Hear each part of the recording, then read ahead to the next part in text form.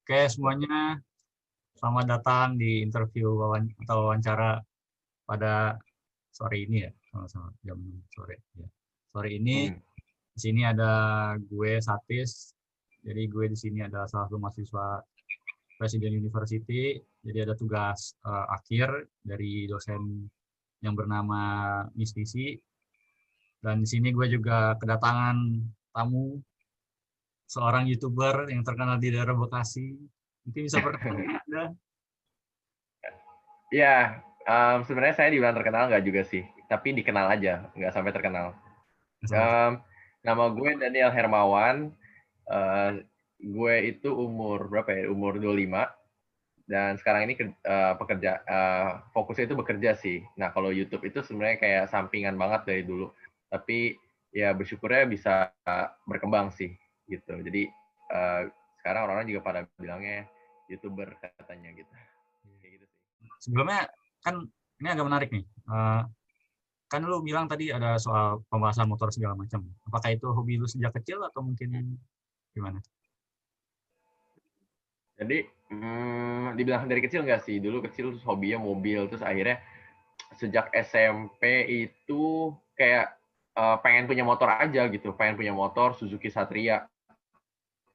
Dulu kan itu zaman dulu semua orang kayak mau gitu kan, keren. Jadi dari situ cuma mau beli motor tapi nggak ngerti. Punya saudara om gue itu juga hobi motor modifikasi, keren juga nih. Nah itulah yang mulai ngebuat hobi gue gitu. Ternyata hobi gue di roda 2 di motor. Akhirnya dari SMP kelas 3 sampai sekarang keterusan gitu. Makin gila.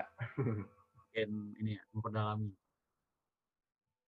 Nah, sejak kapan sih mulainya? Pas buat eh, video YouTube-nya? Sejak kapan? Awalnya itu yang iseng-iseng tahun 2013. Itu ya sekitar 7 tahun lalu. Nah, setelah kayak bener-bener 2 tahun kemudian dari 2013 itu, gue baru mulai fokusin. Jadi sebenarnya kayak tahun 2015 sih, baru bener-bener serius gitu. Nah, sebenarnya nggak serius-serius juga sih, itu kayak sampingan. Tapi apa ya, meskipun sampingan tapi tetap maksimal gitu. Kan tadi kan lu sempat bilang kalau lu juga punya pekerjaan yang lain kan, selain dari yang sampingan ini. Nah, selain dari itu pekerjaan kayak gimana sih yang lu sedang jalanin di kehidupan yang sebenarnya gitu, yang aslinya dan yang sebenarnya gitu. Oke. Ini bertolak belakang dengan hobi gue sih. Jadi ini usaha yang diturunin ke gue dari orang tua, yang sebenarnya bisa dibilang terpaksa waktu itu, karena ada situasi dan kondisi keluarga kita masing-masing lah gitu kan. Dan gue harus jalanin. Usaha ini itu gue bergerak di bidang trading, jualan itu apa, furniture, peralatan kantor, terus kayak kebutuhan-kebutuhan kantor apapun lah gitu, sampai ke kursi bioskop juga gue jual gitu. Kayak kursi-kursi yang di CGV itu juga gue yang produksi kayak gitu sih. Jadi ya sebenarnya nggak cuma kantor, jadi kayak lumayan banyak, tapi fokusnya lebih banyak di kursi, partisi, meja kantor, dan pokoknya isi ruangan kantor lah segala macam gitu Masuk sih. ini apa kampus-kampus juga disediain juga. Ya kampus juga gitu, kemarin ada kayak Trisakti, LSPR gitu, terus sama kampus Unimus di Semarang juga itu ambil kursi juga dari gua gitu, kursi bioskop juga kayak gitu sih. Sulit nggak sih buat Presiden. ngejalanin dua hal yang berbeda itu? Kan lu kan nggak cuma dari kerja trading doang, terus sama content creator juga sebagai YouTuber, susah nggak ngejalanin dua Iya, hal? iya. Terus gimana cara ngebaginya? Oke, itu susah sebenarnya karena pada saat kayak di kerjaan utama lu capek, lu bikin video itu pun itu harus kumpulin banget gitu. Niatnya tuh harus tinggi banget. Jadi terkadang harus ada pengorbanan lah gitu, kayak ngorbanin rasa males, ngorbanin rasa capek gitu, mau nggak mau dibantai terus gitu. Jadi itu sih harus dikorbanin, dan susah juga fokusnya gitu, karena kadang di kerjaan utama itu udah berlibat, udah pusing, atau apalagi misalnya lagi ada masalah. Jadi untuk bikin video itu ya ke YouTube lebih dikesampingkan gitu loh. Benar-benar tunggu waktu libur, tunggu tunggu lagi ada waktu segala macam gitu sih. Jadi tetap yang utama adalah pekerjaan utama gitu. Kalau YouTube tetap di nomor 2 kan lah, 2 3 gitu. Berapa sering sih kalau misalkan lu ngupload video, kalau misalkan hari libur nih, di hari biasa, di weekdays misalnya lu kan kerja, terus di weekend, itu lu seberapa, misalkan dalam seminggu itu berapa video lu bisa upload? Gitu. Dari dulu itu gue memang bukan orang yang rajin di YouTube sebenarnya. Jadi kayak memang makanya gue bilang bersyukur banget itu bisa naik channel gue karena kontennya mungkin unik. Jadi gue upload video itu sebenarnya kayak paling cepat itu satu minggu satu video gitu. Itu udah paling cepat. Bahkan normal-normalnya satu minggu 2 video. Kalau lama itu bisa 1 bulan 1 video. Gitu. Jadi semua nggak ada timeline pastinya gitu. Tergantung sebisanya gue dan tergantung apa ya? Tergantung mood gue juga sih. Itu yang paling ini sih, paling bikin gue apa ya, mau buat video, mau upload video gitu. Kalau untuk kondisi sekarang ini malah bisa 3 minggu sekali gitu, begitu sih. Nah, jadi nggak tentu. Nah kan selain di luar dari bikin editing video segala macam kan pasti kan ada, lu juga belajar public speaking kan, susah nggak sih kayak prosesnya gitu? Apalagi kan gue kenal lu waktu itu kan pernah sekampus kan dulu, cuma beda angkatan doang, terus jurusan lu juga jauh dari komunikasi gitu. Gimana caranya supaya lu bisa belajar dan dari siapa gitu, dan dari mana juga? Oke, sebenarnya gue itu dulu adalah orang yang sangat minder dan paling takut untuk bicara di umum gitu. Tapi kalau sekarang kayak bodo amat. Bahkan di audiens banyak pun juga gue berani gitu kan. Kalau dulu itu karena gue aktif di pelayanan ibadah dan gue kayak pernah dicemplungin gitu ya di suatu pelayanan yaitu MC, dan di situ gue mulai belajar gitu. Gue tahu gue orangnya bisa bicara gitu, cuma memang masih malu. Akhirnya di MC itu dilatih. Berat banget karena harus malu, terus kayak berani tatap muka, terus jaga postur tubuh segala macam, intonasi bicara. Jadi itu semua gue belajar gitu, prosesnya dari situ semua. Gue jadi nggak belajar sendiri, bukan belajar kayak dari lihat di YouTube segala macam, tapi karena waktu itu gue ada pelayanan, terus kayak mulai belajar juga. Gue kayak ada kayak grup pelayanan juga untuk kayak bicara dengan orang-orang yang kadang umurnya bisa jauh di bawah gue, terus ada yang di atas gue, ada yang seumuran. Jadi itu semua gue terlatih tuh. Jadi kita untuk ngebawel lah, ngebawelnya di kondisi yang berbeda, situasi yang berbeda gitu. Akhirnya setelah beberapa lama, beberapa tahun, ya itulah mulai berani untuk public speaking gitu. Terus juga di YouTube juga kalau di depan kamera, di depan orang gitu, gue jadi nggak malu, jadi berani ngomong gitu sih. Itu yang ngebuat gue menjadi apa ya, belajar untuk bisa berani public speaking. Awalnya padahal dulu pemalu banget kayak gitu.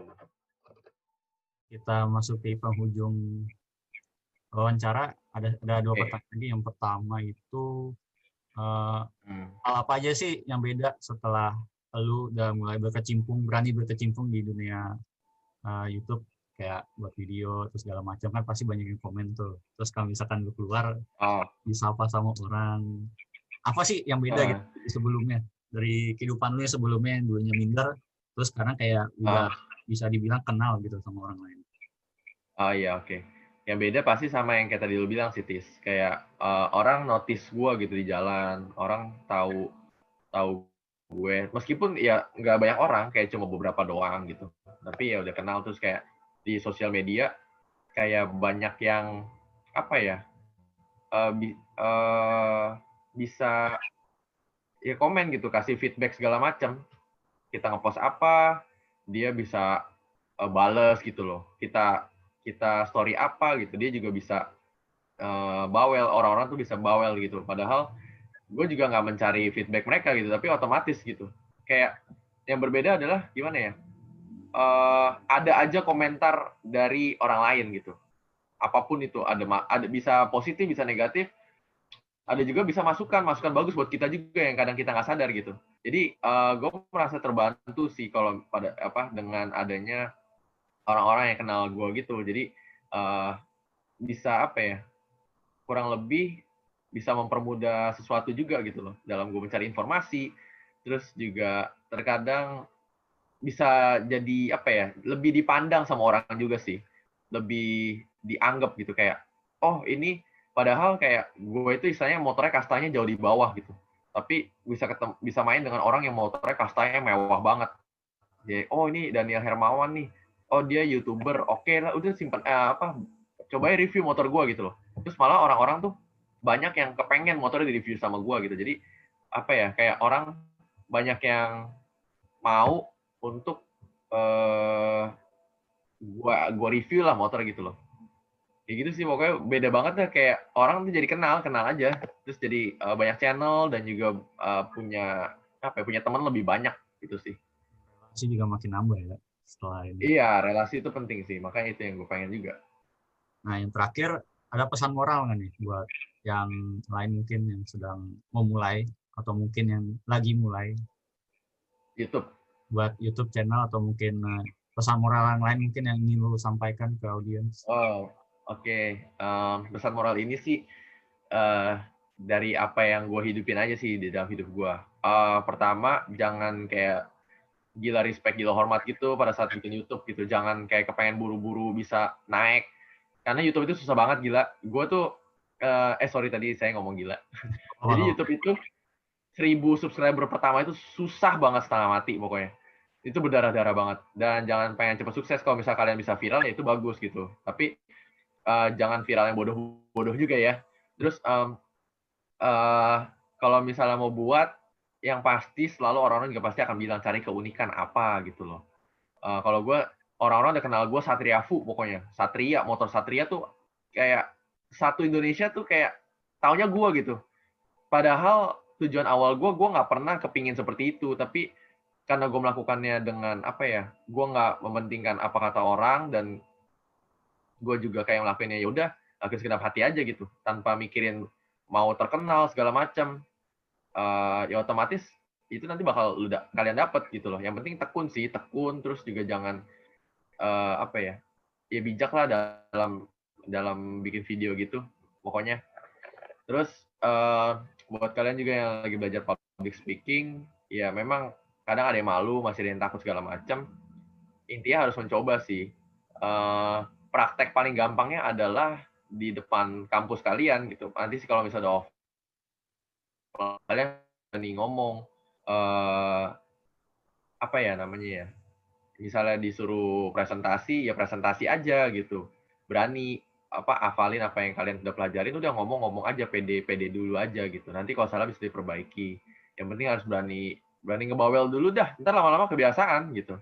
Lama-lama kebiasaan otomatis kayak lama-lama tahu cara cara bicara dengan lawan bicara segala macam. Nah, itu kalau kalian udah bisa kayak gitu, ntar enak banget. Karena nanti kepake banget sampai kalian kerja, punya usaha sendiri apapun tuh kepake, bener-bener kepake, dan sangat membantu. Sampai sekarang itu gue kebantu dengan talenta atau skill yang bisa bicara gitu, kayak gitu sih. Ya itu aja paling.